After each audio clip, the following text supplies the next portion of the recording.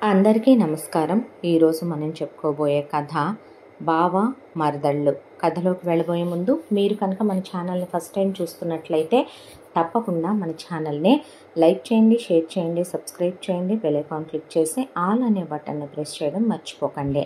ఈ కథ మొత్తం ఒకే ఒక్క భాగం. మీకు ఇది సింగిల్ పార్ట్ స్టోరీయే. ఇందులోనే మీకు స్టార్టింగ్ నుండి ఎండింగ్ వరకు క్లైమాక్స్ కూడా వచ్చేస్తుంది. మీరు హ్యాపీగా విని ఆనందించండి.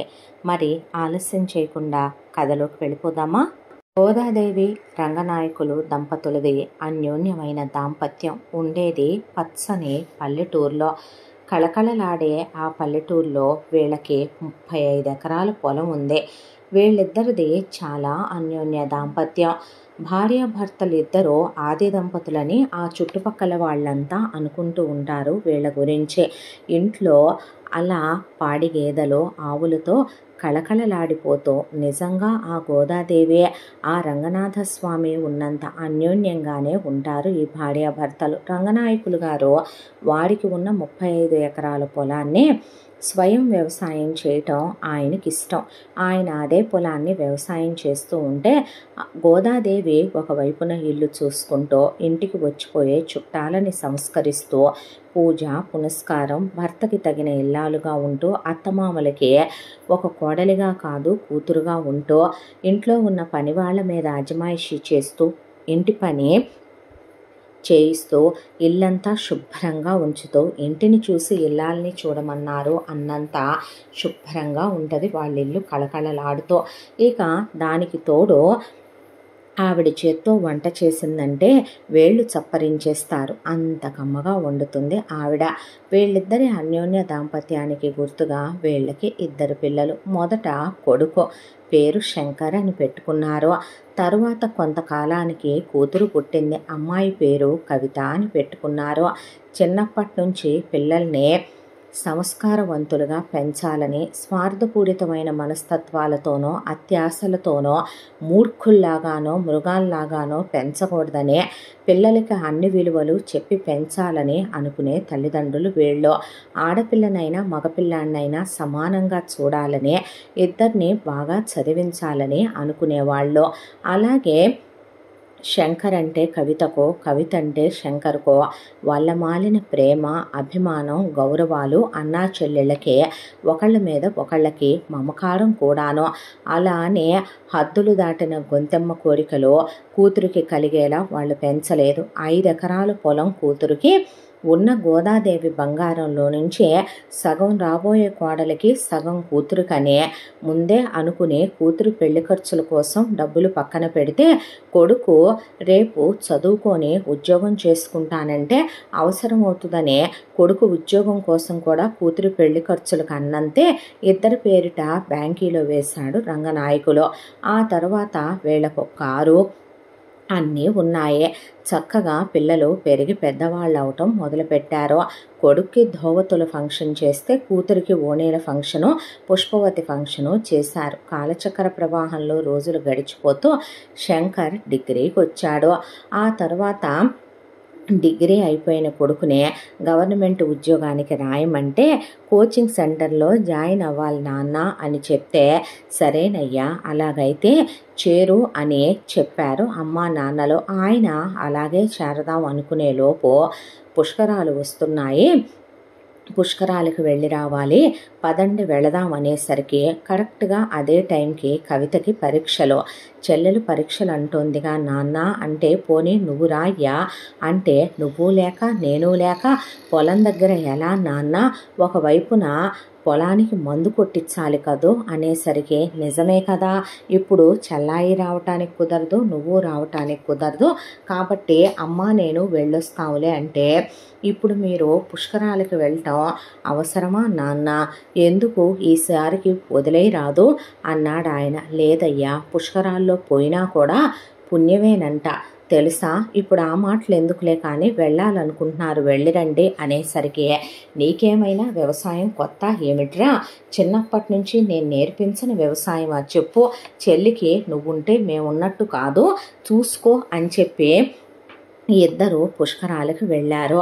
ఏమంట మాట అని వెళ్ళారు. కానీ ఆ పుష్కరాలకు వెళ్ళిన దగ్గర తొక్కిసలాట, ఒకవైపున నీళ్లలో మునిగిన దగ్గర జనాల తోపులాటలో ఇద్దరు మునిగిపోయి అలా కొట్టుకుంటూ వెళ్ళిపోయే శవాలు కూడా దొరకలేదు.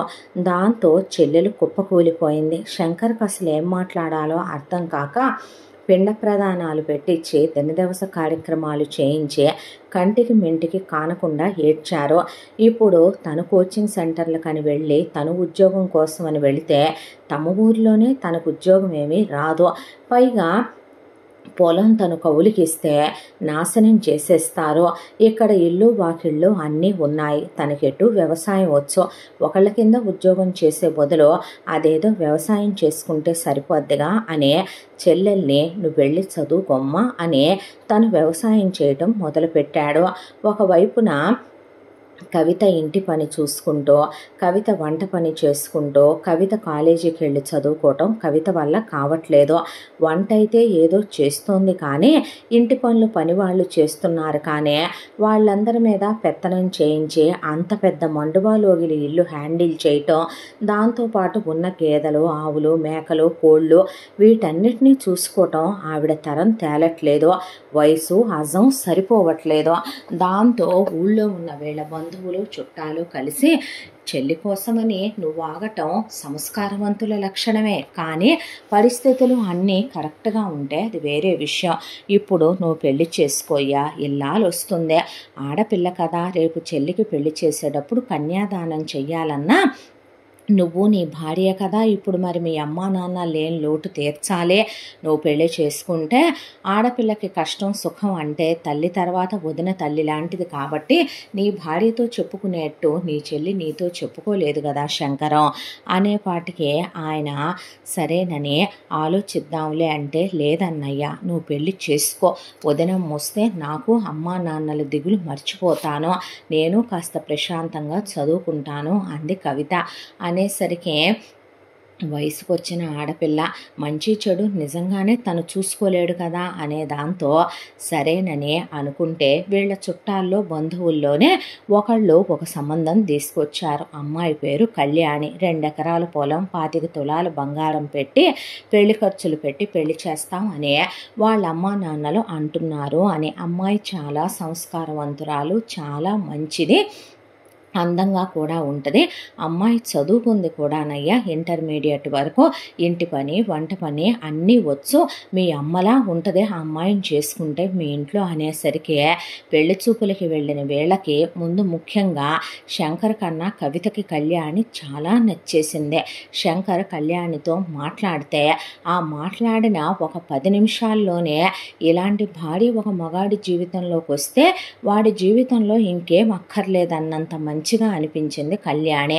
దాంతో పెళ్లి కొప్పుకొని సింపుల్గా నిశ్చితార్థం ఘనంగానే పెళ్ళి జరిపించారు కళ్యాణి తల్లిదండ్రులు. ఆ తర్వాత కళ్యాణి అత్తారింటికి బయలుదేరి వచ్చింది. స్త్రీధనంగా ఉన్న 2 ఎకరాలు మా ఊళ్ళో ఎందుకులే అల్లుడు అని వాళ్ళు ఇదే ఊళ్ళోనే శంకర్ పొలం పక్కనే ఒక 2 ఎకరాలు కొనిచ్చేశారు కళ్యాణికి. బంగారం లాంఛనాలు పెట్టి పంపించేశారు పిల్లకి. వచ్చిన కళ్యాణి శంకర్కి అర్ధాంగి అయ్యే అతని శరీరంలో అర్ధభాగం అయిపోయింది. చాలా మంచిదే. పోయిన అత్తామామలకి రోజు దీపం వెలిగించకుండా ఉండదు. రోజు వాళ్ళకి తోటలోని పువ్వులు కోసుకొచ్చి పెట్టి దేవుళ్లతో సమానంగా పూజిస్తుంది వాళ్ళనే. ఇంటి పని వంట పని ఒకవైపున వంట తను చేస్తుంటే నిజంగా గోదాదేవి గుర్తొచ్చేస్తుంది. అంత కమ్మగా వండుద్ది కళ్యాణి.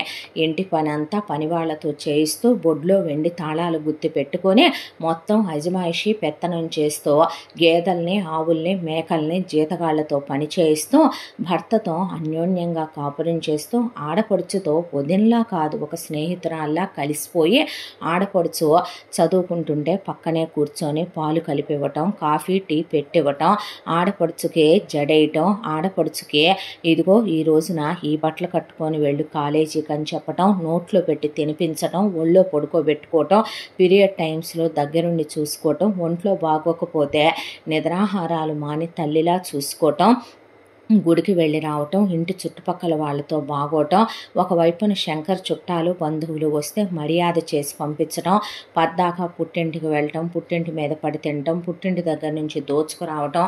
ఆవిడకి అసలు అలాంటి అలవాటే లేదో. ఒక రోజున కవిత శంకర్తో అంది, ఏ జన్మలో ఏ పుణ్యం చేసుకున్నామో అన్నయ్య, మన అమ్మే మన నాన్నే పోతూ పోతూ వదిన్నే మన ఇంటికి పంపించారేమో కాదు అనే. శంకర్కి కూడా కళ్యాణి అంటే వల్ల మాలిన ప్రేమ ఇష్టం. ఆవిడ అందంలో అప్సరస, మాటలు వీణ మీటినట్లుగా ఉంటాయి. వంట చేసిందంటే సాక్షాత్తు అన్నపూర్ణాదేవి, సలహాలు ఇచ్చిందంటే ఒక మంత్రిలా చెప్పుద్దే. ఏ పంటలు వెయ్యాలన్నది కూడా ఆవిడ చెప్పిందంటే తిరుగుండదు. అలాంటి ఇల్లాలు దొరకటం ఆయన అదృష్టమని ఆయన పొంగిపోయేవాడు. ఇలా రోజులు గడిచిపోతూ ఉండగా కవితది డిగ్రీ పూర్తయిందే. ఆడపిల్లని ఆ రోజుల్లో పల్లెటూళ్ళల్లో వాళ్ళు డిగ్రీల వరకు చెప్పించటమే పెద్ద విషయం. డిగ్రీ అయిపోయాక ఇక పై చదువులు చదివించాలని శంకర్ అనుకోలేదు, చదువుకోవాలని కవిత అనుకోలేదు. పెళ్లి సంబంధాలు చూసే నా తల్లి అంటే నీ ఇష్టం అన్నయ్య అన్నదే. అన్న తర్వాత వీళ్ళ ఊరిని ఆనుకొని పక్కన మరొక ఊరు ఉందే. ఎంతో దూరంలో చెల్లెల్నిచ్చుకోవాలని శంకర్ అనుకోలేదు. కళ్యాణి సంబంధం చూసిన బంధువులు ఆయనే ఒక సంబంధం తీసుకొచ్చాడు. అబ్బాయి పేరు మోహన్ అనే. అబ్బాయి వాళ్ళ నాన్నగారు లేరనే. అబ్బాయికి ఒక చెల్లెలుంది, పెళ్ళైపోయి అత్తారింటికి వెళ్ళింది. ఇప్పటికీ 2 పిల్లలు కూడాను ఇంకొకళ్ళ కోసమని చూస్తున్నారు. ముందిద్దరు మగపిల్లలు పుట్టారు, ఆడపిల్ల కావాలంట. అబ్బాయి చెల్లెల పేరు వనజ. వేరే ఊరు కాపురానికి వెళ్ళిపోయి పెట్టాల్సింది పెట్టేశారయ్యా. వాళ్ళకి 50 ఎకరాల పొలం ఉంటే వాళ్ళమ్మ మంగమ్మ గయ్యాళి గంప 25 ఎకరాలు కూతురికి పెట్టించింది. 500 తులాల బంగారంలో 100 కోడలు గుంచి 400 కూతురికే పెట్టుకుంది ఆవిడ. ఇక మోహన్ డిగ్రీ దాకా చదువుకున్నాడు, చాలా మంచోడు, అందంగా ఉంటాడు, వ్యవసాయం చేస్తున్నాడు, చాలా చాలా మంచి పిల్లాడు. వాళ్ళమ్మ గురించి ఆలోచించి పట్టించుకోవద్దు, ముసలిది ఎన్నాళ్ళు ఉంటుందే, మహా అయితే ఒక 10 ఏళ్ళు 15 ఏళ్ళు. వాళ్ళ చెల్లెలు ఎటు దూరాభారమే ఇచ్చుకున్నారు కాబట్టి వాళ్ళ చెల్లెల గురించి ఆలోచించొద్దు, అబ్బాయి మంచోడు అని చెప్తే ఆ మంచోడు అన్న మాట శంకర్కి నచ్చింది. పెళ్లి చూపులకు రమ్మనమని కబురు పెట్టేటప్పుడే బాబాయ్ కట్నాల విషయం అడుగుతారేమో కదూ అంటే, అవునరా అబ్బాయి ఏం చెప్పమంటావు అన్నాడు ఆయన. అంటే 35 ఎకరాల పొలం ఉంది బాబాయ్, నాకు 10 ఎకరాలు చెల్లికి పెడతాను, అమ్మది 7 వారాల నగలున్నాయి, అందులో సగం కళ్యాణికని సగం కవితకని అనుకున్నాం, ఆ సగం నగలు ఇచ్చేస్తాను.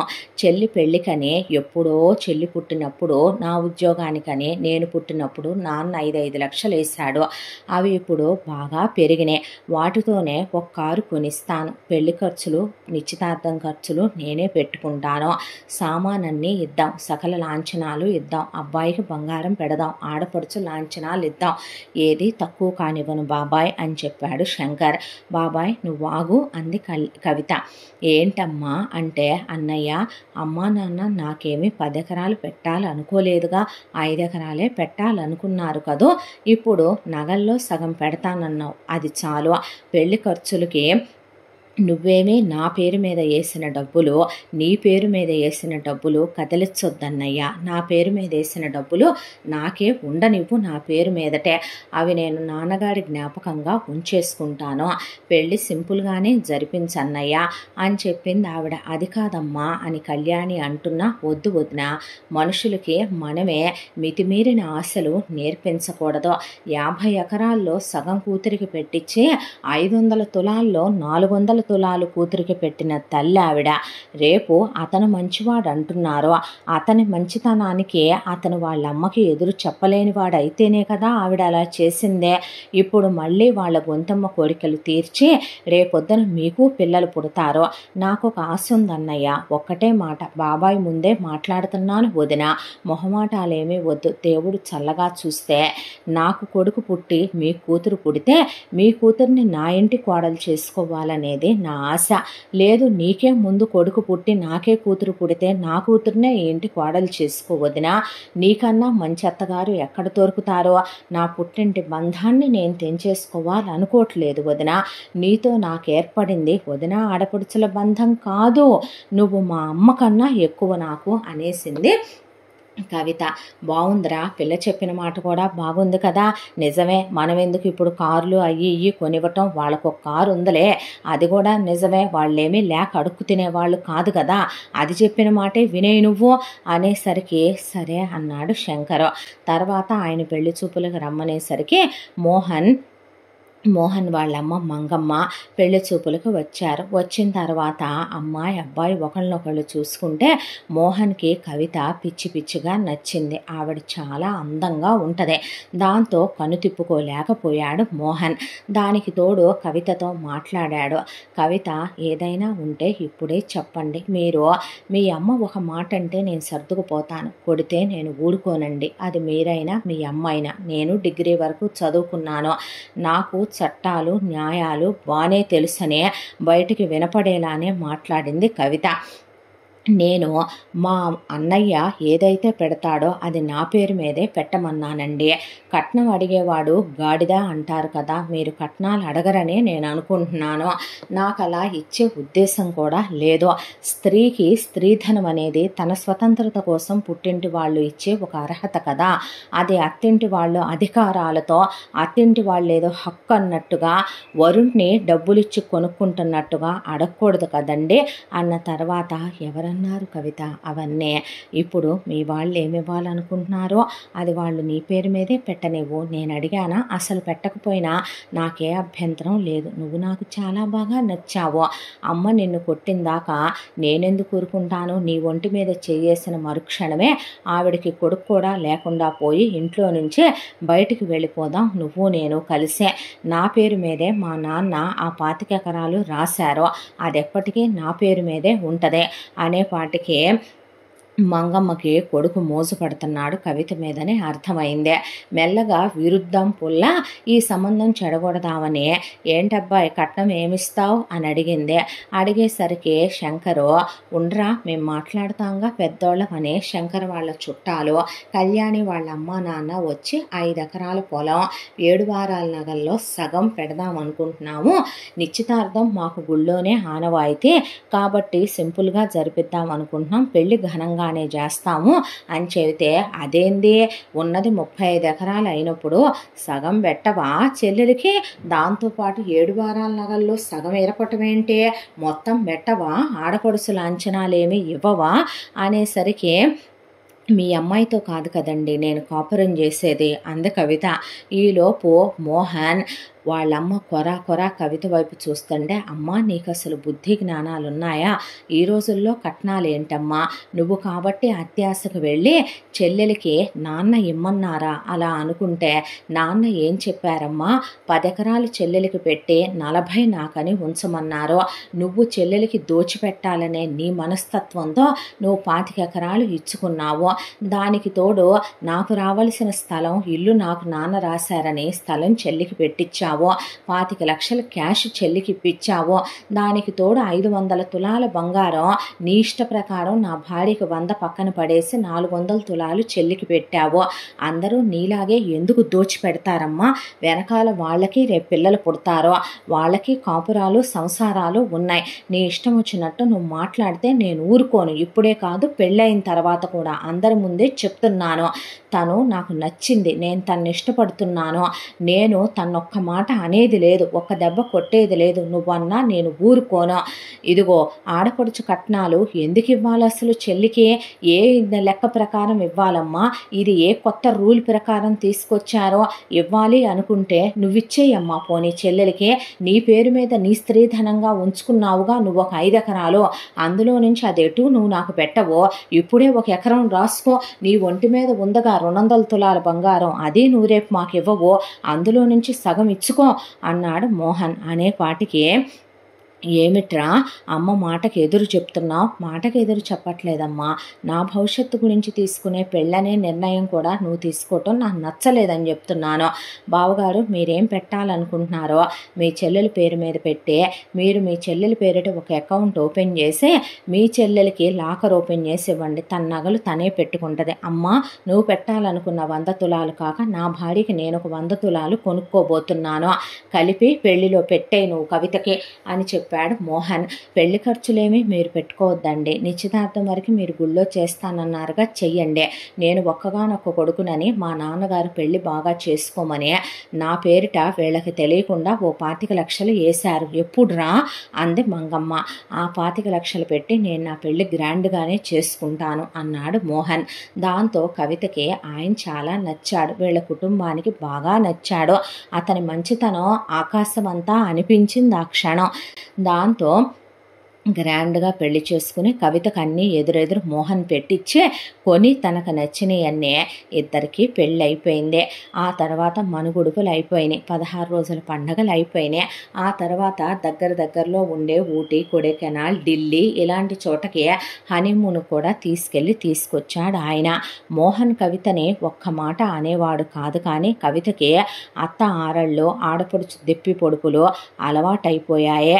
ఆవిడ కాకపోతే పట్టించుకునేది కాదు. అంతా దాంట్లో వనిజ వచ్చినప్పుడల్లా అన్న ఎక్కడ తంతాడో, పైగా పక్క ఊరే కాబట్టి ఏదైనా అంటే వాళ్ళ పుట్టింటి వాళ్ళు వచ్చి కొడతారేమోనని నోరెత్తేది కాదు. కానీ కవితని మాటలతో బాగానే దెప్పి పొడిచి వెళ్ళేది. ఇహ మంగమ్మ రోజు శాపనార్థాలు పెడుతూ తిడుతూనే లేచేది కవితనే. కవిత ఇవన్నీ పట్టించుకునేది కాదు. ఇలా రోజులు గడిచిపోతూ ఉండగా పెళ్ళయి ఎంతకాలమైనా శంకర్ కళ్యాణి పెళ్ళైన దగ్గర నుంచి అసలేమీ వాడకపోయినా కళ్యాణి గర్భవతి కాలేదు.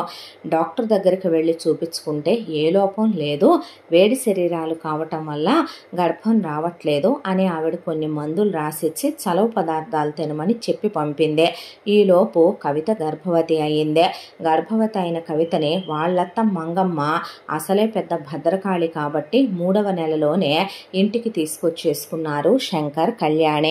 తీసుకొచ్చుకొని మోహన్ది పక్క ఊరే కాబట్టి రోజు వచ్చి వెళుతూ ఉండేవాడు కవితని చూడటానికి. కవితకి పుట్టింటి సీమంతాలు, మోహన్ అత్తింటి సీమంతాలు చేయించిన తర్వాత 9 నెలలకి కవిత ప్రసవించింది. బాబు పుట్టాడు, చాలా అందంగా ఉన్నాడు పిల్లాడు. ఆ తర్వాత డిశ్చార్జ్ చేయించి ఇంటికి తీసుకొచ్చారు. కళ్యాణే కవితని తల్లిలా చూసుకుంది. కడుపుతో ఉంటే వేవేళ్ల దగ్గర నుంచి ఎత్తిపోసి గుండెల్లో పెట్టి చూసుకుంది. అయితే డెలివరీ అయిన 15 రోజులకి కవితకి కడుపులో నొప్పి రావటం మొదలై హాస్పిటల్కి తీసుకెళ్తే గర్భసంచిలో ప్రాబ్లం వచ్చింది అనే డాక్టర్స్ ఇమీడియట్గా గర్భసంచి రిమూవ్ చేయకపోతే ఆ అమ్మాయికి ప్రమాదం అని గర్భసంచి తీసేశారు. దాంతో మంగమ్మ, ఒక బిడ్డను కన్నావు నువ్వు, గొడ్రాలికి నీకు పెద్ద తేడా లేదంటే ఏం మాటలండి మీరవే అని అడిగింది కళ్యాణి. మా చెల్లెల్ని పట్టుకొని అలా ఎలా అంటారండి మీరు, ఇంకొక మాట మాట్లాడినా నేను ఊరుకొని మిమ్మల్ని అంటే. బావా, ఆవిడ మాటలు నువ్వు పట్టించుకోవద్దు, వారసుడు పుట్టాడు, దేవుడి ప్రాప్తం అంతే. మేము వెంకటేశ్వర స్వామి భక్తులం, గోవింద్ అని మా పిల్లాడికి నేను పేరు పెట్టుకోవాలనుకుంటున్నాను. పర్వాలేదు, నా భార్య ఎంతమందిని కన్నా నాకు ఇష్టమే, ఒకళ్ళనే కన్నంత మాత్రం తను నా భార్య కాకుండా పోద్దా, వాడు నా బిడ్డ కాకుండా పోతాడా, ఇవేవి నువ్వు పట్టించుకోవద్దు అన్న తర్వాత కవిత బాబుని ఎత్తుకొని 3వ నెలలో అలా అత్తారింటికి వెళ్ళింది. వెళ్ళేసరికి ఇక్కడ వెంటనే మరొక శుభవార్త వినపడింది, కళ్యాణి గర్భవతి అయ్యింది అని. దాంతో కరెక్ట్గా అదే టైంకి కళ్యాణి గర్భవతి అయ్యింది అనే వార్త రాగానే మంగమ్మ కూతురు వనిజ 3వసారి గర్భవతి అయ్యింది అనే వార్త కూడా వచ్చింది. కవిత కళ్యాణిని చూడటానికని వచ్చి, వదిన, నేను కొడుకుని కన్నాను, నా ఆశ నా కోరిక తీరా, నువ్వు ఒక్క 10 నెలలు ముయ్యవమ్మా నా ఇంటి కోడల్నే, నువ్వు నా మేనగోడల్ని నాకు ఇచ్చేస్తే నా ఇంటి కోడల్ని చేసేసుకుంటాను అంటే, అంతకన్నానా దేవుడు, అంత అదృష్టం అంత పుణ్యం మాకు రాస్తే నీకన్నా మంచి అత్తగారు దొరుకుద్దా నా కూతురికి అంది కళ్యాణి. ఆ తర్వాత అన్నట్టుగానే 10 నెలల తర్వాత కళ్యాణికి పాప పుట్టిందే. పాప పుట్టిందని హాస్పిటల్కి చూడటానికి వెళితే చాలా అందంగా ఉంది పాప, ఎంత ముద్దుగా ఉందో ఇది చూడటానికి అనేసరికి బాబు వెళ్ళి అప్పుడే పాప చేయి పట్టుకొని ఆడుకుంటూ ఉండగా పాపని చేతిలోకి ఎత్తుకున్నాడు మోహన్. మిమ్మల్ని పెళ్ళైన తర్వాత ఇప్పటి వరకు నేనేమీ అడగలేదండి, ఇక మీదట కూడా మన దాంపత్యంలో నేను మిమ్మల్ని అడగబోయేది కూడా ఏ కోరిక లేదో, నాకు మీరు ఒక మాట ఇచ్చి ప్రమాణం చేయండి నా మీద పిల్లాడి మీద అంటే. ఏమిటి ఆ పిచ్చి మాటల కవిత అంటే, నా అన్న కూతుర్నే నేను నా ఇంటి కోడల్ని నా కొడుక్కి భార్యని చేసుకోవాలనుకుంటున్నాను. మీరు ఆమోదిస్తానని, నా మాట కాదనని అంటానని మీ అమ్మకి మీరు మెదలకుండా ఊరుకొని మీ అమ్మ చెప్పింది వింటూ తల ఊపనని, మీ అమ్మ చెప్పు చేతల్లో ఈ ఒక్క విషయంలోనైనా ఉండనని, ఈ ఒక్క విషయంలో నా కోరిక తీరుస్తానని మాట ఇవ్వండి అని అడిగి పిల్లాడిని నుంచోబెట్టి ఆవిడెత్తుకొని నుంచుంది. ఆవిడ మీద పిల్లాడి మీద ప్రమాణం చేసి దేవుడి మీద ఒట్టేసి కర్పూరం కూడా ఆర్పించిన తర్వాత, మోహన్ ఎందుకింత, అలాగే నీ ఇష్ట ప్రకారమే నువ్వు కోరుకున్నట్టుగానే నువ్వు బావగారు అమ్మాయిని మన ఇంటి కోడల్ని చేసుకో, నేను వద్దంటానా? వాడేమంటాడో పెద్దయ్యాక, వాడు ఏమీ అనలేండి, చూడండి వాడప్పుడే పిల్ల చేయాలా పట్టుకొని ఆడుకుంటున్నాడో అనేసరికి సరే సరే అన్నాడు మోహన్. కళ్యాణికి శంకర్కి ఎందుకు కవిత అంత గట్టిగా అడిగిందో వాళ్ళకు అర్థం కావటానికి ఎంతో సమయం పట్టలేదు. మోహన్ చెల్లెలు వనజకు కూడా 10వ నెల పడిపోయింది. అప్పుడే కవితకి అనుమానం వచ్చింది, ఆడపిల్లే పుట్టుద్దని. ఆడపిల్ల పుడితే అత్త ఎలాంటి ఎత్తులకు పై ఎత్తులేసుద్దో అనుమానం వచ్చే ఇలా ప్రమాణాలు చేయించుకుందని వీళ్ళకి అర్థమై నవ్వుకున్నారు. పాప పేరు గోదా అని పెట్టుకున్నారు కదా, పోయిన గోదాదేవి పేరు. నిజంగానే ఎంత ముద్దులొలుకుతూ అందంగా పిల్లలు పెరిగి పెద్దవాళ్ళు అవటం మొదలుపెట్టారు. పేరుకి వేరువేరు ఊళ్ళు వేరువేరు ఇళ్ళు అన్న మాటే కానీ గోదని ఎప్పుడు చూసినా కవిత తీసుకెళ్ళి మేనగోడలకి గోరింటాకులు పెట్టుకోవటం, పట్టు పరికిణీలు వేసుకోవటం, తనకు ఆడపిల్లలు లేరు కాబట్టి తన గుండెల మీద వేసుకొని పెంచుకోవటం, గోరు ముద్దలు తినిపించటం, ఇదే నీ పెళ్ళాం, ఇదే నీ పెళ్ళాం, ఇదే నీ పెళ్ళాం, ఇదే నీ పెళ్ళాం అనే పిల్లాడి చెవులో అలా చెప్తూనే ఉండేది ఆవిడ. ఇక గోవిందుని ఇటు కళ్యాణి వాళ్ళు తెచ్చుకొని శంకర్ వీపు మీద ఎక్కి మామయ్య గొంతు వాటేసుకొని అత్త ఒకవైపుని ఎత్తుకొని గోడు ముద్దలు పెడుతూ, ఇటువైపున కళ్యాణి శంకర్ కూడా గోదకి ఇక బావే నీ మొగుడు, బావే నీ మొగుడు, బావే నీ మొగుడు అని చెప్తూ పెంచారు. దాంతో ఒక వయసుకు వచ్చేపాటికి పిల్లలు ఎంత అన్యోన్యంగా కలిసిపోయారంటే గోద లేనిదే గోవిందు లేడు, గోవిందు లేనిదే గోద లేదు అనేలాగా పెరిగేశారు ఇద్దరు. అంతా దాంట్లో కూడా గోవింద్ చాలా బాగా చదువుతాడు, కానీ గోదకు అస్సలు చదువు అవ్వదు. స్కూల్లో వదిలిపెట్టొస్తే వెనక నుంచి పారిపోయి స్నేహితురాళ్ళని తీసుకొని వెళ్ళి జామ తోట జామకాయలు కొట్టుకొని తింటాం, బత్తాయి తోటలో బత్తాకాయలు కోసుకొని ఉప్పు కారాలు అద్దుకొని తింటాం, వెళ్ళి ఒకవైపున మామిడి చెట్లు ఎక్కి పిందెలు కొట్టుకొని తింటాం, వాళ్ళతో కలిసి వెళ్ళి గుళ్ళో ఆటలాడుకోవటం.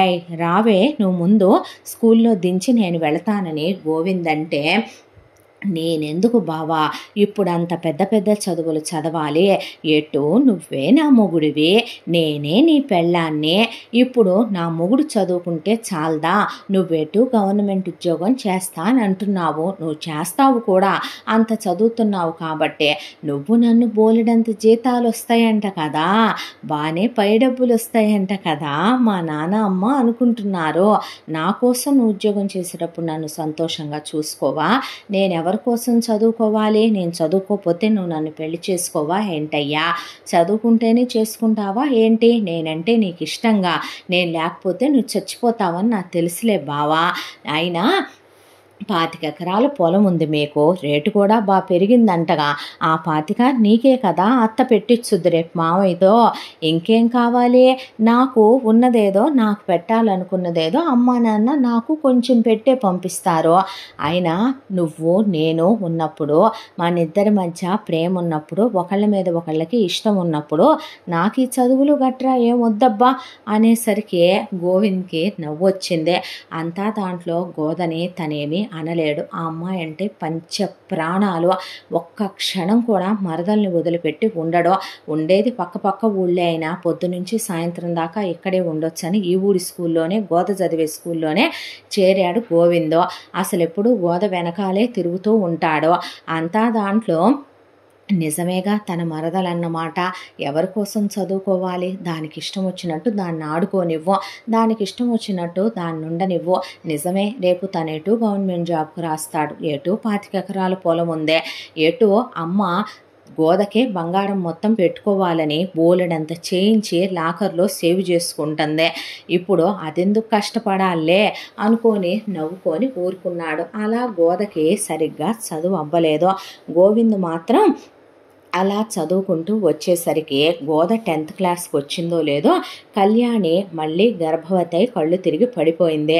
ఏంటన్నయ్య నిజమా అని కవిత వస్తే, బావా అక్కయ్య గర్భవతా అని మోహన్ వస్తే, బాబా ఊళ్ళో వాళ్ళందరూ అనేది కాక మీరు కూడా, నేను తీయించుకోమంటే తీయించుకొని వారసుడు పుడతాడని ఏడుస్తుందమ్మా, నాకేమో సిగ్గుతో ప్రాణం చచ్చిపోతుంది అన్నాడు శంకర్. అంత సిగ్గుపడాల్సిన అవసరం ఏమొచ్చింది బావా, మన భార్యలతో మనం కాపురం చేసి వాళ్ళ గర్భవతులైతే ఒకప్పుడు 55 ఏళ్ల వరకు వాళ్ళకి పీరియడ్స్ అయిపోయేంత వరకు స్త్రీలు పిల్లల్ని కన్నవాళ్లే కదా. ఈ రోజుల్లో ఏదో ఆలస్యంగా వచ్చినంత మాత్రాన అక్కయ్య అబార్షన్ చేయించుకోవటం ఎందుకో, చాలే ఊరుకో అన్నయ్య, మరీ కాకపోతే నిజంగానే వారసుడు పుడతాడేమో, నాకు తమ్ముడు కావాలి నాన్న, నువ్వు పిచ్చి మాటలు మాట్లాడుకో అంది గోద. అనేసరికి మామయ్య బుజ్జి బావుమరిది వస్తాడేమో అంటే, ఊరుకోండ్రా చాలే గాని అన్నాక కళ్యాణి నేను అబార్షన్ చేయించుకోనంటే, ఏం వద్దులే వదిన అన్న తర్వాత 9 నెలలకి కళ్యాణి ప్రసవించి బాబే పుట్టాడు. ముందు ఇమీడియట్గా ఆపరేషన్ చేసేయండి అని శంకర్ కళ్యాణికి ఆపరేషన్ చేయించాడు. పిల్లాడు చాలా ముద్దుగా ఉన్నాడు. బాబు పేరు రంగా అని పెట్టుకున్నారు. పోయిన రంగనాయకులు గారి పేరు బాబుకి, పోయిన గోదాదేవి పేరు పాపకి పెట్టేసుకున్నారు శంకర్ వాళ్ళ దంపతులు. ఆ తర్వాత బాబుని పెంచుకుంటూ ఉండగా నా బుజ్జి బామ్మరిదనే రోజు ఏదో ఒకటి తెచ్చిచ్చేవాడు గోవిందు. ఇక మేనగోడల్ని ఎత్తుకొని తిప్పే వయసు అయిపోయిందని కవిత మేనల్లుడిని ఎత్తుకొని తిప్పుతూ ఉండేదే. ఇంత దాంట్లో కూడా ఏదో ఫార్మాలిటీకి గోద నచ్చినప్పుడు వెళ్ళి నచ్చనప్పుడు స్కూల్కి వెళ్ళేది కాదు, ఎగ్జామ్స్కి వెళ్ళేది కాదు. గోవింద్ మాత్రం చాలా స్ట్రిక్ట్గా చదువుకుంటూ డిగ్రీ కంప్లీట్ చేసి పీజీ కంప్లీట్ చేసి గవర్నమెంట్ జాబ్ కోచింగ్ తీసుకొని గవర్నమెంట్ జాబ్కి ప్రిపేర్ అయ్యి తను అనుకున్న పోస్ట్కి రాశాడు. ఖచ్చితంగా తన జాబ్ కొడతాడు, క్వాలిఫై అవుతానని, ఎగ్జామ్ బాగా రాసి వచ్చానని అమ్మా నాన్నలకి చెప్పాడు. ఇక కవిత తొందరపడాలి, ఇప్పటికే చాలా ఆలస్యం అయిపోయింది అనే దాంతో మోహన్ని తీసుకొని శంకర్ వాళ్ళ ఇంటికి వచ్చి, అన్నయ్య పెళ్లికి ముహూర్తాలు పెట్టేసుకున్నాము, పంతులు గారిని పిలిపించు అన్న తర్వాత, నా మేనల్లుడికి ఉద్యోగం ఉంటేనే ఇస్తానా ఏంటమ్మా, నువ్వు ఆగమన్నావనేగా ఆగాను, ఇంకా ఆలస్యం చేయటం ఎందుకు అన్నాక, ఇన్నాళ్ళు బావా ఇప్పుడు మొగుడైపోతున్నాడు అన్న తర్వాత, ఇన్నాళ్ళు నువ్వు నాకు ఎప్పుడో ఒకసారి అలా దొంగచాటుగా నేను ముద్దు పెట్టుకోవటమో నడుంగిల్లి వెళ్ళటమో బుగ్గగిల్లి వెళ్ళటమో తప్ప నువ్వు నన్నేమీ చెయ్యనివ్వలేదు కదే, ఆ దూరం కూడా ఉండదులే మన మధ్య అనేసరికి అందరూ గలాగలా నవ్వుకొని, వీళ్ళకి తొందరగా పెళ్లి చేయకపోతే అమ్మమ్మ తాతయ్య నానమ్మ తాతయ్య చేస్తారు బావమ్మన్నే అని మోహన్ కూడా నవ్వి పంతులు గారిని పిలిపిస్తే, బ్రహ్మాండంగా జాతకాలు కలిసినాయమ్మ, విడదీయరాని బంధం అవుతుంది వీళ్ళదే అని నిశ్చితార్థానికి ముహూర్తం పెట్టేశాడు ఆయన. అయితే ఈ విషయం తెలిసిన మోహన్ తల్లి మంగమ్మకి కోడలు ఇలాంటి నిర్ణయం తీసుకోవటం, కొడుకు వంత పాడటం, చిన్నప్పటి నుంచి ఆడుకుంటున్నారులే అనుకుంటే వీళ్ళిద్దరి మధ్య ప్రేమలు బంధాలు బంధుత్వాలు చిగురించినవి. ఆ శంకర్ గాడు ఎంత లోతుగా ఆలోచించి మాకున్న 25 ఎకరాల కోసం వీడు నా కూతురికి కూతురున్నప్పుడు నా మనవరాల్ని చేసుకోవాలి కానీ వాడి కూతురికి ఇచ్చి చేసుకోవటానికి ఎంత ఆలోచన చేసిందా ఇది అని అందరి మీద కచ్చిపట్టింది మంగమ్మ. ఈలోపు ఇటు గోదకి గోవింద్కి ఎంగేజ్మెంట్ అయిపోయింది. వాళ్ళది పల్లెటూరు కాబట్టి మెహందీలు హల్దీలు సంగీతులు ఇలాంటివి ఉండవు కాబట్టి పెళ్లి పనులు మొదలైపోయినాయి. శుభలేఖలు అయిపోయినాయి. పసుపు కొట్టేయటం, రాటాలు పాతేయటం, ఆడాళ్ళు ఒకవైపున పచ్చళ్ళు ఒడియాలు అప్పడాలు సాదేసుకోవటం, రెండిళ్లల్లోనూ పెళ్లి హడావిడి కళకళలాడిపోతూ ఒకవైపున గోవిందు గోదకి షాపింగ్ చేయించాలి, పిల్లకి ఇంకా కొన్ని కొత్త నగలు తీసుకోవాలి, నేను బిస్కెట్లే తీసుకొని ఉంచాను, ఇప్పుడు ఏదో కొత్త డైమండ్ నగలు కూడా తీసుకుంటున్నారంట అని చెప్పి వీళ్ళందరూ కలిసి సిటీకి వెళదామని శంకర్ కుటుంబం ఇటు కవిత కుటుంబం కలిసి సిటీకి వెళ్ళారు. వెళ్ళి ఆడవాళ్ళంతా నగల దగ్గర మగవాళ్ళంతా బట్టల దగ్గర నుంచోనుండగా మోహన్కి ఫోన్ వచ్చింది. ఫోన్ వస్తే, నువ్వు ముందు బయటికి రారా అని మంగమ్మ అనేసరికి బయటకు వస్తే, వెంటనే బయలుదేరి నువ్వు ఒక్కడివి చెల్లాయి వాళ్ళ ఊరురా, అర్జెంటుగా రావాలి, నువ్వు ఇమీడియట్గా బయలుదేరి రావాలి, చావు బతుకుల్లో ఉన్న సమస్య వచ్చి పడింది ఇక్కడ అనేపాటికి, ఏమైందమ్మా నువ్వు ఒక్కడివే రా అంటున్నానా, ఎవరికి చెప్పొద్దు, చెప్తే నా మీద ఒట్టే అంటున్నానా అంది మంగమ్మ. అనేసరికి, సరే కవిత నాకు ఇప్పుడే అర్జెంటుగా ఓ పని పడింది, స్నేహితుడి దగ్గర నుంచి ఫోన్ వచ్చింది, ఏదో అతనికి ఆరోగ్యం బాగాలేదంట, ఏమన్నా అవసరం కష్టమేమో, నేను వెళ్ళొస్తానంటే అలాగేనండి అన్నాక, బావా ఇవన్నీ చూసుకున్నాక నువ్వు తీసుకెళ్ళంటే నేను రానా అని శంకర్, రానా నానా అని గోవింద్ అన్న తర్వాత, వద్దొద్దు నేను ఒక్కడిని వెళ్ళొస్తానులే అని మోహన్ చెల్లెలింటికి వెళ్ళాడు. వీళ్ళు షాపింగ్ చేసుకుని ఇంటికి వెళ్ళిపోయారు. ఆ తర్వాత ఏమైందమ్మా అని మోహన్ వెళ్ళేసరికి, ఓడిదేవుడో ఓడినాయనో ఓ తండ్రో ఇంకేముందయ్యో అని మంగమ్మ జుట్టెర పోసేసుకొని కింద కూర్చొని నేలకి తపా తపా తపా చేతులు కొడుతూ, ఒకవైపున వనజ జుట్టెర పోసుకొని వనజ గాజులు పగిలిపోయిందాక ఏడుస్తూ, ఏమైందని అడుగుతావేంటి అన్నయ్యా, నీ మేనగోడలు పురుగుల మందు తాగేసింది అన్నయ్యో అనేపాటికి, అంత అవసరం దానికేమొచ్చింది కోకిల, ఎందుకు చేశావే ఇలాంటి పని అనేపాటికి కోకిలకి పసరు పోసి ఆ పొడుగుల మందు తాగిందని కక్కిచ్చారని దుప్పటి కప్పి పడుకోబెట్టారు మంగమ్మ. వనజ కదిలిచ్చొద్దని చెప్పారు మోహన్కి. చెప్పిన తర్వాత అక్కడే కూర్చున్నాక ఓ 2 గంటలకి, లేవే అమ్మ మామయ్య వచ్చాడే తల్లి అన్న తర్వాత కోకిల లేచి, ఎందుకు చేశావే ఇలా అంటే, ఏం చేయమంటావు మరి, చిన్నప్పటి నుంచి బావని నేను ప్రాణానికి ప్రాణంగా ప్రేమించాను, ఇష్టపడ్డాను. అయినా నీ చెల్లెలు కూతుర్నే, నువ్వు అమ్మ ఒక తల్లి గర్భవాసం నుంచి పుట్టారు, ఒక తల్లి రొమ్ము పాలు తాగారు. నానమ్మ తాతయ్యకి పుట్టే గదు నీకు ఇంటి పేరు 25 ఎకరాల పొలం, అంత రేటున్న పొలం నీకు దక్కింది. ఏదో నీ పెళ్ళాం అందంగా ఉంటుందని పెళ్లి చూపుల రోజు చేసుకుంటానన్నావంట వేరే విషయం, కానీ నీ పెళ్ళాం చెప్పింది కదా అని నువ్వు వెనక ముందు ఆలోచించుకోకుండా గోవిందు బావకు ఆ గోదనిచ్చి పెళ్లి చేస్తావా, అది నాకన్నా అందగత్తా, చదువుకుందా, నేను డిగ్రీ వరకు చదువుకున్నాను మామయ్య, బావ అంటే నాకు చచ్చేంత ఇష్టం. ఇప్పుడు నువ్వు బావని దానికిచ్చి పెళ్లి చేస్తుంటే, సొంత మేనమామవి నువ్వే వెన్నుపోటు పొడిచి నువ్వే ద్రోహం చేస్తుంటే తట్టుకోలేక తాగేశాను, బావను వదిలి బ్రతకలేక అనేసరికి, ఇప్పుడు నువ్వు అన్నా నేను చేయగలిగిందేమీ లేదమ్మా, వాడు కూడా అమ్మాయిని ఇష్టపడుతున్నాడు, ఆల్రెడీ కరెక్ట్గా ఇంకొక 4 రోజుల్లో పెళ్లి కూడా అయిపోద్ది వాళ్ళిద్దరికీ, నీకు మంచి సంబంధం చూసి చేద్దాంలే, అవసరమైతే ఒక 5 ఎకరాలు మా పొలంలోంచి నేను నీకు ఇస్తాను, ఎకరం ₹1,00,00,000, 5 ఎకరాలు ఇస్తే 5 కోట్లతో నీకు బ్రహ్మాండమైన సంబంధం వస్తుంది, ఏ ఫారిన్ అబ్బాయినో చేసుకొని వెళుదువుగానంటే, లేదు నాకు బావే కావాలి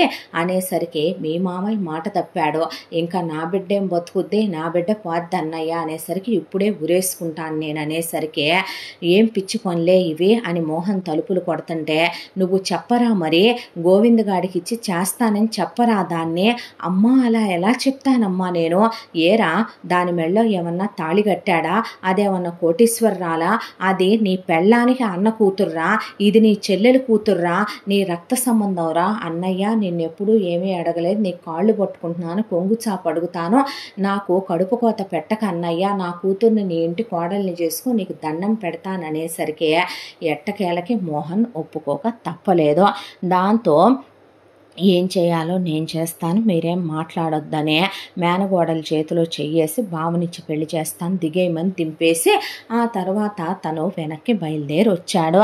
ఆ తర్వాత ఒకవైపున పెళ్లి ఏర్పాట్లు జరిగిపోతూ, రేపు పెళ్ళి అనగా అందరూ పెద్దోళ్ళు కూర్చొని సరదాగా మాట అంటూ నవ్వుతూ ఉండగా, ఏం పెడుతున్నావురా కూతురు కంటే, ఏం పెట్టాలి, ఆ రోజు మా చెల్లెలైనా ఈరోజు మా అమ్మాయి అయినా మా ఆడోళ్ళు వీళ్ళింటికి వెళ్ళటమే అదృష్టం, మా బావది ఎకరం 10 లక్షలు కూడా లేని పొలం, మా చెల్లెలు వెళ్ళిన వేళ విశేషం ఎకరం ₹1,00,00,000కి పెరిగిందే, మా చెల్లెలు వెళ్ళిన తర్వాత కాదా మా బావ డైరీ ఫార్మ్స్ పెట్టాడు, పౌల్ట్రీ ఫార్మ్స్ పెట్టాడు, స్థలాలు కొన్నాడు, పెద్ద ఇల్లు కట్టించాడు, ఆ రోజు మా చెల్లెలు అదృష్టం, ఈరోజు మా అమ్మాయి వెళ్ళక ముందే మా అల్లుడికి గవర్నమెంట్ ఉద్యోగం వచ్చిందని ఈరోజే కాల్ లెటర్ కూడా వచ్చింది, అపాయింట్మెంట్ ఆర్డర్ కూడా వచ్చింది, ఎంత పెద్ద పోస్ట్ వచ్చిందో తెలుసా, ఇప్పుడు మా అమ్మాయి వెళ్ళక ముందే వీళ్ళకంతా సిరి కలిసి వచ్చిందంటే, ఆ రోజు నా చెల్లెలది ఈరోజు నా కూతురుదే అదృష్టము అని మాట వరుసకి నవ్వుతూ అన్నాడు శంకర్.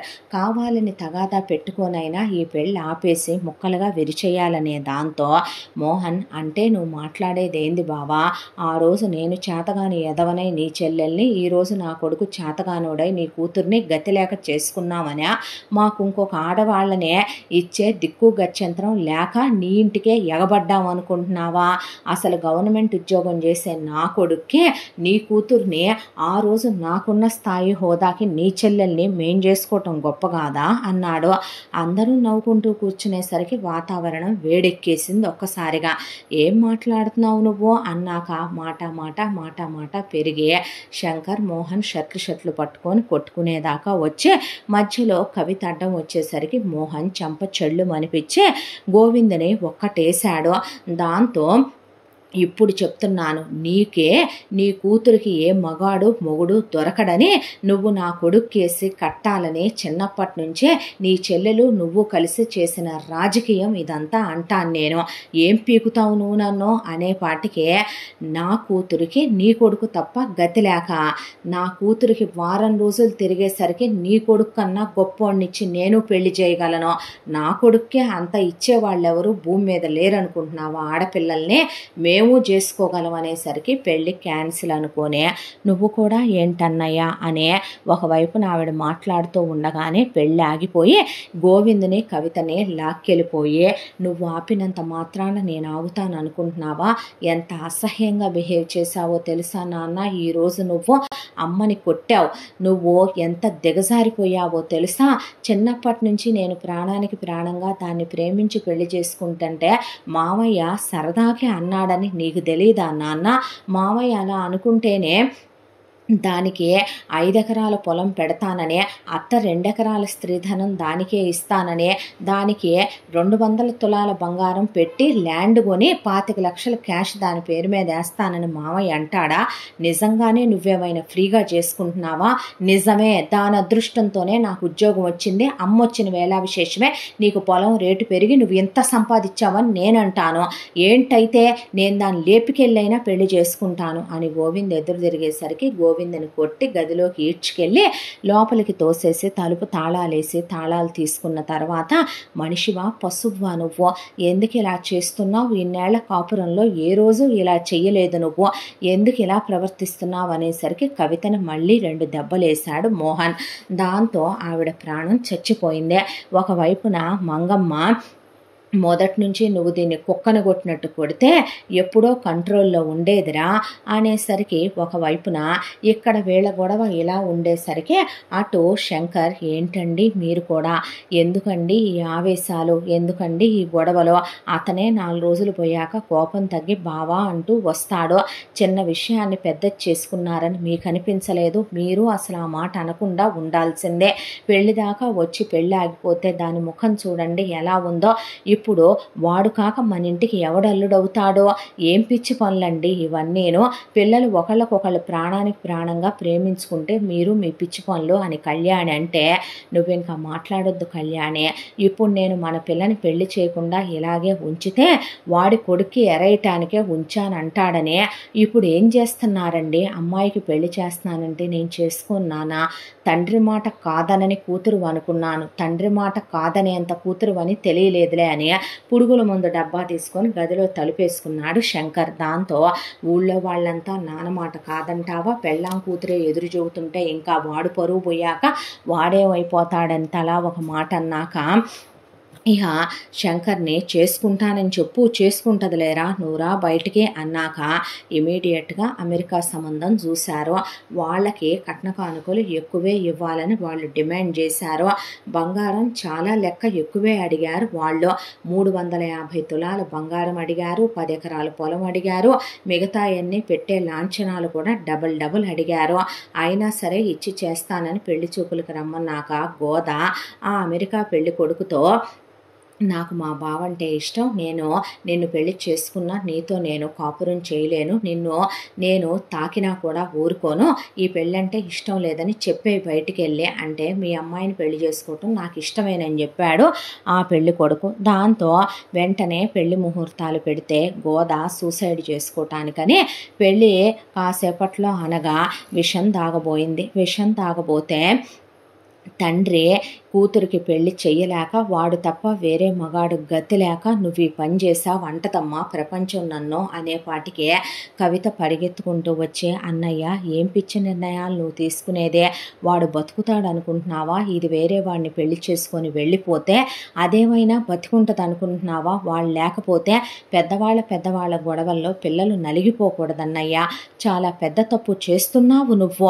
అవునండి వద్దని చెప్తున్నాను నేను వినండి అంటే, అది కాదమ్మా అని శంకర్ చెప్పబోయేంతలోపు కవిత అత్త మంగమ్మ వచ్చి, నువ్వు ఈ ఇంటికి కూతురువా, ఆ ఇంటికి కోడలివే, నువ్వు రాయబారాలు నడపటానికి వచ్చావా, ఉరై నీకు సిగ్గు శరం మానాభిమానాలు చీము నెత్తురు ఉంటేనే చెల్లెల్ని పిలిచి నువ్విక్కడ మంతనాలు జరిపిస్తున్నావా, ఏం బ్రతుకురా నీదే, నిజంగా ఒక అమ్మ అబ్బకి పుట్టిన వాడికి ఉన్న నీతే ఉందా, నీ కూతురికి నా మనవడు తప్ప ఏ మగాడు లేడేమిట్రా, వాడితో ఏమన్నా కాలు జారిందా ఏమిట్రా, పెళ్లికి ముందే అంత తాపత్రయపడుతున్నారు వాడికే ఇచ్చి చెయ్యాలని అన్న తర్వాత, ఇచ్చేవే నా కొడుక్కి నువ్వు విడాకులిచ్చి నువ్వు పుట్టింట్లోనే పడుండో, నా మనవడి జీవితం నా కొడుకు జీవితం ఏం చేయాలో నేను చేసుకుంటానని మంగమ్మ కవితని లాగి చెంప మీద ఒక్కటేసి చేయి పట్టుకొని లాక్కెళ్ళిపోయింది.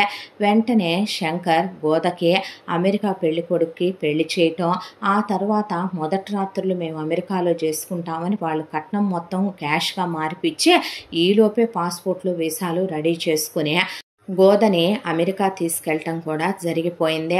ఆ తర్వాత ఇంటికి వచ్చి, మోహన్ నీ మేనమామ కూతురికి పెళ్ళైపోయి అమెరికా కూడా వెళ్ళిపోయిందని తలుపులు తెరిచిన తర్వాత, తండ్రిగా నువ్వు చచ్చావు ఈ రోజుతో, నాకు నీకు తలకొరివి కూడా నేను పెట్టను అనేసరికి, ఏరా అంత ఇదైపోతున్నావో, అది వేరే వాడితో తాళి కట్టించుకోలేదా, కట్టించుకొని వెళ్ళి వాడితో ఒంటి మీద చేయించుకొని కాపురం చెయ్యట్లేదా, దేశం కాని దేశంలో నువ్వు అత్త కూతుర్ని చేసుకో కోకిలని అనేసరికి, ఓహో ఈ పాములు కక్కిన విషమా ఇదే, చూశావా అయ్యా మీ నాన్న ఎంతైనా మీ నానమ్మ రొమ్ముపాలు తాగినందుకు న్యాయం చేశాడ్రా మీ నానమ్మ, మీ మేనత్త కూతుర్నే ఈ నీచమైన దాన్ని నీకిచ్చి పెళ్లి చేయటం కోసం దిగజారిపోయి నాకు ఇచ్చిన మాట తప్పి నీ మీద నా మీద ప్రమాణం చేసిన ఆ ఒట్టును మర్చిపోయి దేవుడు ముందు కర్పూరం ఆర్పాననే విషయం కండకావరంతో కళ్ళు మూసుకుపోయి అమ్మ మాట కాదనలేక చెల్లెలు దుఃఖపడుతుంటే చూడలేని మీ నాన్న నన్ను కొట్టి మా ఇన్నేళ్ల కాపురాన్ని అవమానించి మా దాంపత్యాన్ని చులకన చేసి నా మీద చేయి చేసుకొని నీ మీద చేయి చేసుకొని నిన్ను గదిలో బంధించి ఈ యంత్రాంగం అంతా మీ నాన్న కూడా నడిపాడ్రా అనే పాటికే, నువ్వు ఏమనుకుంటున్నావు నాన్న, నువ్వు దిగజారిపోయి అబద్ధాలాడి చిత్రాంగి వేషాలు వేసినంత మాత్రాన అది వేరే వాడితో తాళి కట్టించుకుంది అంటే అది ఇష్టంతో ఆ పెళ్లి చేసుకోలేదని నాకు బాగా తెలుసు, మీరే అది చేసుకునేలాంటి సిచ్యువేషన్లు క్రియేట్ చేసి ఉంటారని తెలుసు, ఎలా చేశావు, నువ్వు కన్న తండ్రి అంటారా నిన్ను, భర్తగా అమ్మను కొట్టినప్పుడే చచ్చిపోయావు, నన్ను గదిలో పెట్టినప్పుడు గోదకి బలవంతంగా పెళ్లి జరిగినప్పుడే నా దృష్టిలో పోయావు, నాన్న నిన్నొక మాట అడగనా, నేను నిజంగా నీకు నీతి నిజాయితీ పౌరుషం లాంటివి ఉంటే నువ్వు చచ్చిపో నాన్న, ప్రాణానికి ప్రాణంగా ప్రేమించుకున్న మా ఇద్దరినే నువ్వు విడదీసినంత మాత్రాన నేను నీ మేనగోడల్ని పెళ్లి చేసుకుంటానని నువ్వు అనుకుంటే అదే నీ అవివేకం అని వెళ్ళి మేనమామ ఇంటి ముందు నుంచోనే, చిన్నప్పటి నుంచి నీ మెడ పట్టుకొని నీ వీపెక్కి ఆడుకున్నాను మామయ్య, అత్త నువ్వు గోరు ముద్దలు పెడితే తిని పెరిగాను కదో, దానికి పెళ్లి చేసి పంపించేస్తావా, నేనేమైపోతానని నువ్వు ఆలోచించుకోవద్దా మామయ్య, నేను కదా నీకు ముఖ్యం, నేను దాన్ని ఒక మాట అనకుండా చూసుకుంటానో లేదో నీ చేతుల మీద పెరిగాను, నీకు తెలీదా, అది ఇష్టంగానే పెళ్లి చేసుకొని వెళ్ళిందా అత్త, అటు దానికి శిక్షేసి ఇటు నాకు శిక్షేసే ఏం బాగుంటావు మామయ్య, నువ్వు దిగజారిపోయావు ఈ రోజుతో అని వచ్చిన అపాయింట్మెంట్ లెటర్ చించేసే విపరీతమైన తాగుడికి అలవాటైపోయాడు గోవింద్. రోడ్డు మీద ఎక్కడ పడితే అక్కడ పడిపోతున్నాడు. ఒకవైపున కవితకి నచ్చజెప్పబోతే, నువ్వు ఏ రోజైతే నన్ను కొట్టావో ఆ రోజే నువ్వు మొగుడుగా చచ్చావు, నా కొడుకును కూడా నాకు మిగలనివ్వవు, నువ్వు ఉన్న ఒక్కగానొక్క వారసుని మీ అమ్మ వల్ల నువ్వు ఈ రోజున ఇలా చేసి ఇన్ని తిప్పలు తెచ్చావని ఆవిడ మౌనంలోకి వెళ్ళిపోయి గోవింద్ విపరీతంగా తాగుడికి అలవాటైపోయి పిచ్చోడైపోయి ఇలా 2 సంవత్సరాల కాలం గడిచిపోయింది. కొడుకు రోజు ఎక్కడో చోట పడిపోవటం, తిండి తిప్పలు లేకుండా ఉండటం, అసలు ఎలా ఉండేది తమ కుటుంబం కళకళలాడిపోతూ ఒకవైపున ఈ పాటికి కొడుక్కి పెళ్ళైపోయి గోదకి కొడుక్కి ఓ పాపో బాబో కూడా పుట్టి కొడుకు పెద్ద గవర్నమెంట్ ఆఫీసర్ ఉద్యోగం చేస్తూ ఉండేవాడు. ఈరోజు తనేం బావుకున్నాడో, కట్టుకున్న ఇల్లాలు అసహించుకుంటుంది. కన్న కొడుకు తండ్రిగా నువ్వు చచ్చావనే వీధుల వెంట పడి తిరుగుతున్నాడు. ఇందుకోసమైనా తనిదంతా చేశానని ఒకవైపున మోహన్ మదన పడుతూ ఉండగా ఒక రోజున చెల్లెలు ఊరి పెద్ద మనుషులందరూ కలిసి వీళ్ళ చెల్లెలు కూతురునే ఈడ్చుకొని ఇక్కడికి తీసుకొచ్చే నీ మేనగోడలు పాలేరుగాడితో పంపు సెట్ల దగ్గర వరిగడ్డి వాముల దగ్గర కాలు జారుతుందయ్యా మోహన్, ఏం చేయమంటావు ఇప్పుడు? దీన్ని మా ఊరి కట్టుబాటు ప్రకారం ఎవరితో ఒక ఆడది కాలు జారిందో వాడికే ఇచ్చి చెయ్యాలి.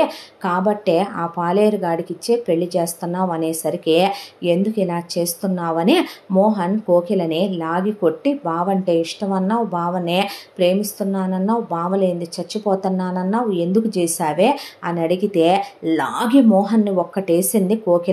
ఎవడు ప్రేమించాడు నీ కొడుకునే? నీ కొడుక్కి చిన్నప్పటి నుంచి గోదంటే ఇష్టమని నాకు బాగా తెలుసు. నీ కొడుకు అంటే నాకు అసహ్యం. నీ కొడుకు అసలు నాకు నచ్చలేదు. అమ్మ కలిసి నీ పొలం రేటు పెరిగిందంట. ఆ పొలం మొత్తం అమ్మ కావాలనుకుందే, అది నాకే దక్కించాలని అమ్మమ్మ అనుకుందే. నీ పెళ్ళాం బోల్డ్ నగలు కొందంట, అవన్నీ నా పరం చేయాలని మా అమ్మ అనుకుందే. నువ్వు పెట్టిన డైరీ ఫామ్, కోళ్ల ఫారం, రేపొద్దు నీ కొడుకు వచ్చిన గవర్నమెంట్ ఉద్యోగం, నీ కొడుకు వచ్చే పై డబ్బులు, వీటన్నిటి మీద నీ అమ్మ నీ చెల్లెలు ఆశపడ్డారు. దాంతోనే నేను పురుగుల మందు తాగినట్టు నాటకం ఆడమన్నారు. ఆ రోజు వాళ్ళు చెప్పినట్టు చెయ్యకపోతే సస్తామన్నారు. అందుకే చేశాను. నువ్వు చేతగాని వెధవ్వయ్యి మీ అమ్మని నీ చెల్లెల్ని నువ్వు నమ్మి ఇదంతా చేసి నన్నంటే పళ్ళు రాలిపోతాయి అంది కోకిల.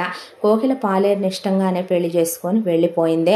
మోహన్ కూర్చుండిపోయాడు. ఎందుకు చేశావమ్మా ఇలా అంటే, ఏం తప్పు చేశానురా నేననే పాటికి తల్లివైపోయావు, కొడితే చచ్చిపోతావని ఆగుతున్నాను, వయసులో పెద్దదానివయ్యుండి అనే చెల్లెలు చంపలు వాయించాడు మోహన్. మళ్ళీ నా గడపలో కాలు పెట్టకే, చీ పాపిష్టిదానా అంటే నేను బతుకున్నంతకాలం నా కూతురు వచ్చుద్దే అని మంగమ్మ కూతుర్ని మనవరాల్ని తీసుకొని వెళ్ళిపోయింది. కూతురు ఊరికి వెళ్ళి దింపొస్తాను అని. ఈలోగా మోహన్ గోవింద్ కోసం వెతికితే రోడ్డు మీద పడిపోయిన కొడుకుని చూసే అసలు ఎక్కడికి వెళ్ళిపోతున్నాడో ఎటు వెళ్ళిపోతున్నాడో తెలియక గుండె తరుక్కుపోతోంది. ఇలా కొడుకు కొన్నాళ్ళ తర్వాత కనపడటం మానేశాడు.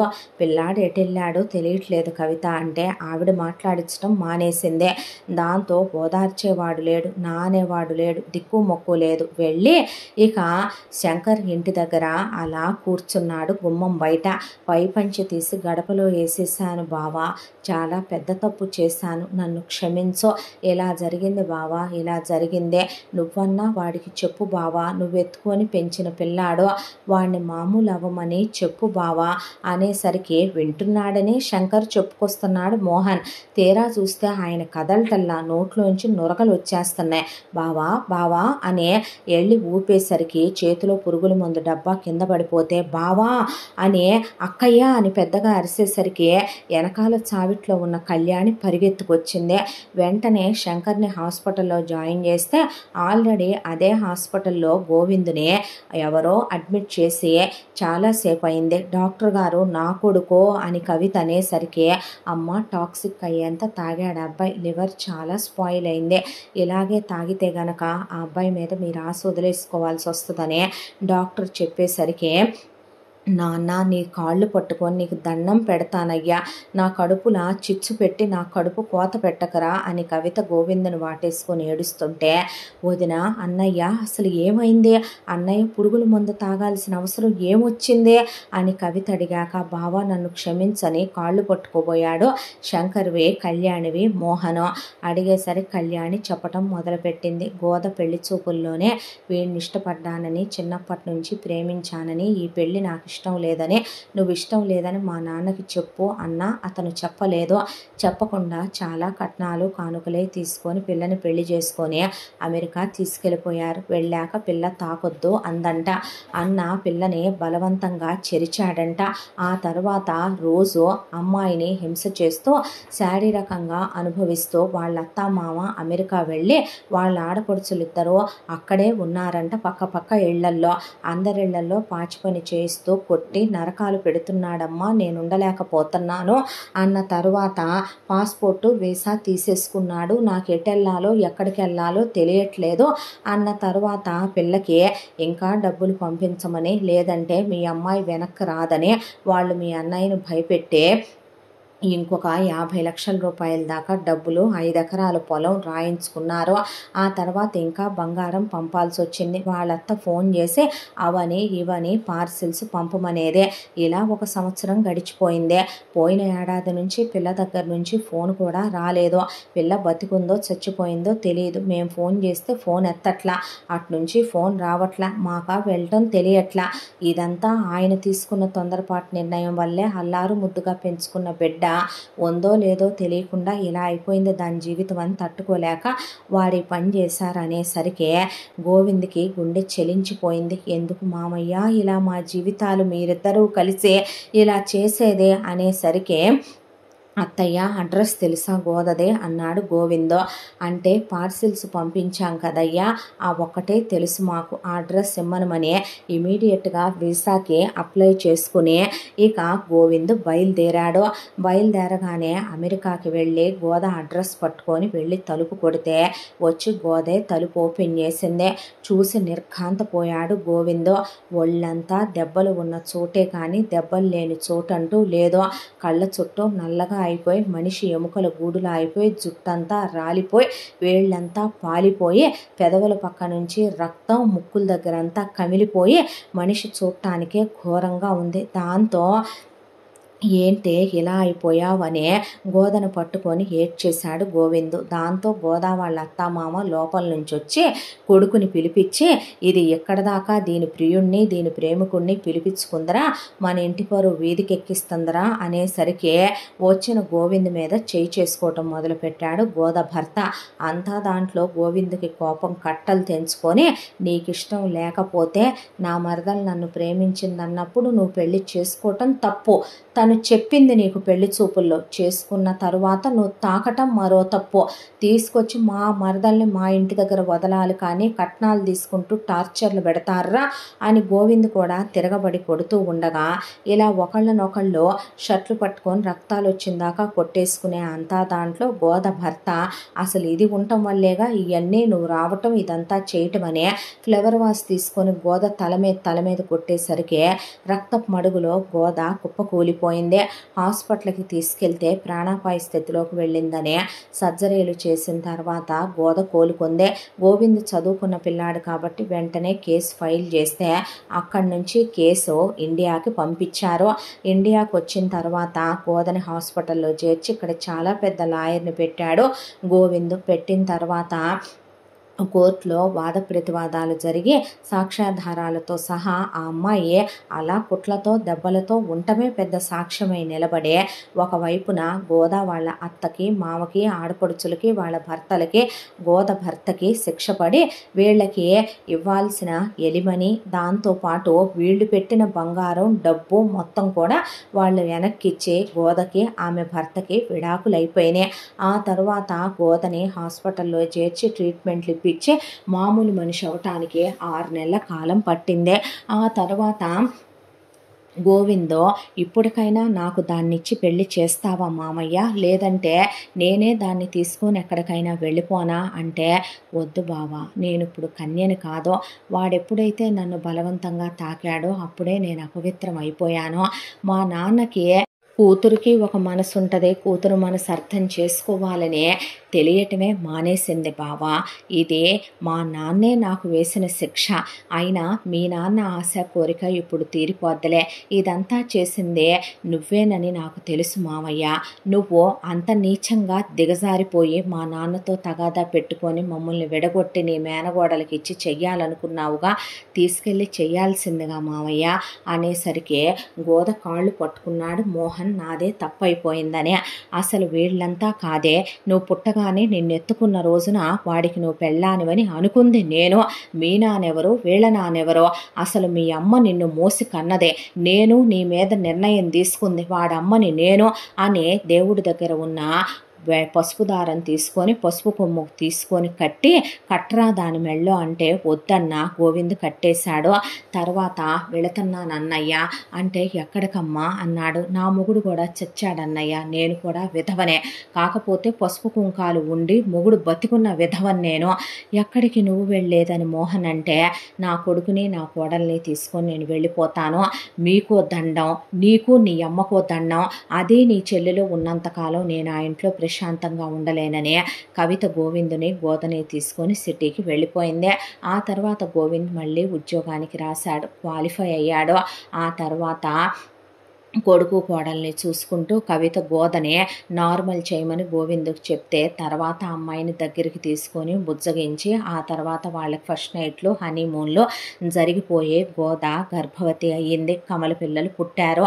సంతోషంగా గోవిందు కాపురం చేసుకుంటున్నాడు. ఆ తర్వాత చాలా కాలానికి మోహన్ తిరిగి కవిత పలకరించక గోవింద్ పలకరించక శంకర్ కళ్యాణి కూడా క్షమించమని చెప్పినా మీకు ఇంకా మాట్లాడే అర్హత ఉందా అని అడిగేశాడు గోవిందు శంకర్ని కూడా.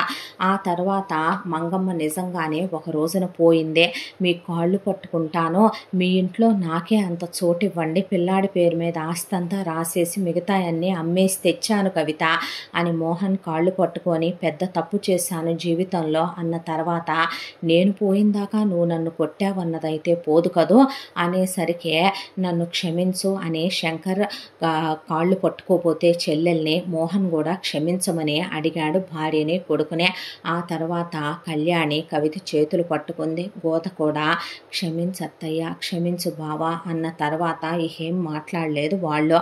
ఆ తర్వాత మోహన్ కూడా వచ్చి కవితతో గోవిందు గోదతో పిల్లలతో ఉంటూ ఇక శంకర్ కళ్యాణి వాళ్ళ పిల్లాడు రంగని చదివించుకుంటూ ఇలా ప్రశాంతంగా ఈ కథ కంచికి చేరే బావ మరదళ్ళు భార్యాభర్తలయ్యారు. పుట్టగానే ఏర్పడిన కొన్ని బంధాలని తెంచేయటానికి మధ్యలో ఎన్ని శక్తులు వచ్చినా వాటిని భగవంతుడు కలపాలనుకుంటే కలకాలం అవి కలిసే ఉంటాయే. మనమెవరం దేవుడు ఏర్పరిచిన బంధాలను విడదీయటానికి అని కవిత మనసులోనే అనుకుని, ఇంకొకసారి మళ్ళీ మీ చెల్లెలతో నువ్వు బంధాలు బంధుత్వాలు కలిగి ఉన్నా, మీ చెల్లెలు నా గడపలో కాలు పెట్టినా రాదు, నేను పూర్తిగా బంధాలు తెంచుకునే వచ్చానన్నాడు మోహన్. ఇలా ఈ కథ సంతోషాలతో మళ్ళీ కంచికి చేరిందే. ఎంతటితో ఈ కథ సమాప్తం. మళ్ళీ మరొక మంచి కథతో కలుసుకుందాం. తప్పకుండా మన ఛానల్ని లైక్ చేయండి, షేర్ చేయండి, సబ్స్క్రైబ్ చేయండి, బెల్ ఐకాన్ క్లిక్ చేసి ఆల్ అనే బటన్ని ప్రెస్ చేయడం మర్చిపోకండి. ఇంత మంచి కథను మనకు అందించిన కథా రచయిత్రి జే యామిని శ్రీనివాస్ గారు. Thank you so much. మరో మంచి కథతో కలుసుకుందాం.